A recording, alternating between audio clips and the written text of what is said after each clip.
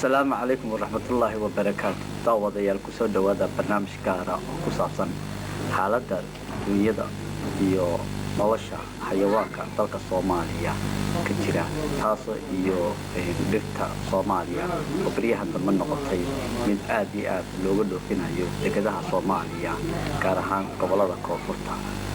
si arrimahaas oo dhan aan wax uga ogaano maadaama hore golaha baarlamaanka Soomaaliya iyo xukuumadda dawladda federaalka iyo madaxweynuhuba ay go'aamo uga soo saareen in la joojiyo dhuxusha la dhoofinayo dalka isla markaana loo iibgeeyo dibadaha ayaa waxaad moodaa in haba yaraatee taas ay noqotay mid aan dheg jalaqs loo siinin haddaba si waxyaabo badan oo maanta aan rabno inaan ku ogaano waxaan wax ka wareysanay xogayaha arrimaha dibadda